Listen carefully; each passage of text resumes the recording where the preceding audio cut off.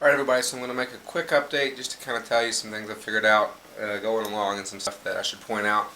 First of all, if you remember, I bought this glue that you saw in the first video, and I actually haven't used it. I am going to use it to apply the cloth to the mask, and I actually have a test run going down here right now. It's still drying, but it looks like it's going to work pretty good.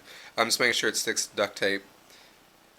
But ultimately, I found out real quick that I want to get a hot glue gun. Now this is just a high temp hot glue gun. It's like a $5 hot glue gun. I actually got it for like $2.50 because it was on the clearance or whatever.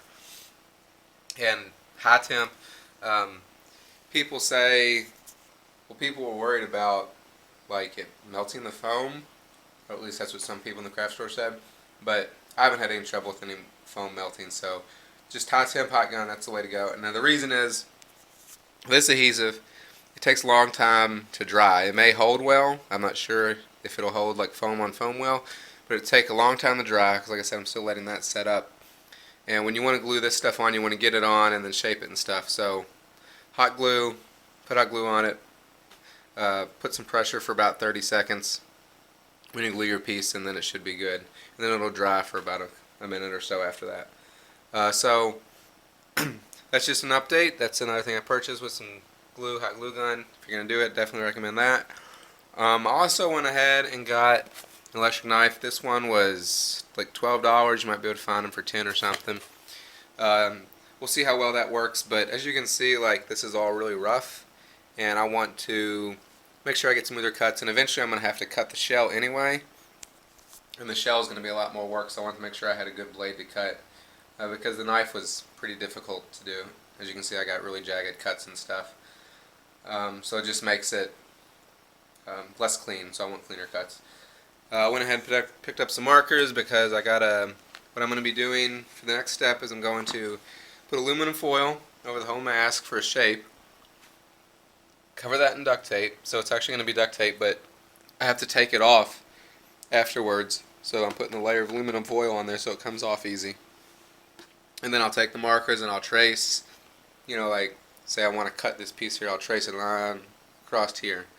And then when I cut it off, I'll label it. Then when I cut it off, I can set that down on my cloth. And then I'll just cut out the cloth. And I'm actually going to cut the cloth a little bit larger. Since I'm gluing it on, and I'm not sewing it, I just want to make sure that all the gaps are closed. So that'll be the next step. Before that, actually, I'm going to use my duct tape and clean up some stuff. Like connect this, just to kind of close up the seams and the inside. Let's see if I don't know if you can actually tell, but I've got a pretty deep seam down here. So I want to tape that up because I sewed it before, but I cut it more. So I'm going to tape that up to make sure that it stays together. So that is as far as I am now, and I'll keep going. Alright, so this is the mask with the skin on it. The jaw is pretty tight, so it doesn't move a whole lot right now. I can move it, but it just doesn't work that great. I want to try to loosen it up some. So just thought I'd do another update. Over here I'm getting ready to paint, but I wanted to try to deal with the seams somehow because there were so many seams. So I'm trying gesso, and this is what you put on like canvases before you paint. It makes kind of a hard coat. So I'm hoping that will kind of fill in the gaps. So we'll see how that works, but it takes like a day to dry. So hopefully I can get the painting eventually. So I'm working on that, and then I'm also working on my glove. So you can see I've got duct tape on here, and all I did was just take a glove, put it on, and duct tape around strategically. And then I got my cloth cut out that I'm going to try to glue onto my glove. So then I'll have my 3-finger glove, and I can paint that as well, but we'll see how that turns out as well. So that's just the update. Alright, so here are my gloves. This one still needs to be fixed a little bit. I'll show you the other one in a second. Like right there, that piece sticking up. I've also got, I'm not sure what I'm going to do about the back straps, the loose pieces, but I got the main glove done. And then there's the other glove. This one actually turned out better than the other one. but this is the second one I did, so the shape ended up looking better. Obviously I will paint these as well. But yeah, just wanted to give you an update. Got the gloves done.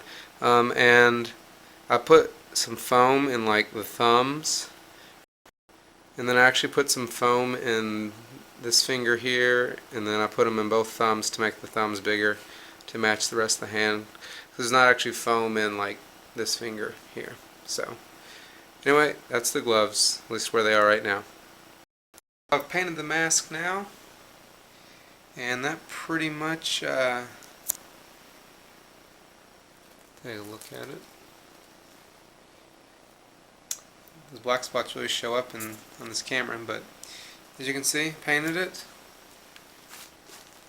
It's got all the texture on it now, and that pretty much wraps up the actual mask itself, other than just adding the bandana.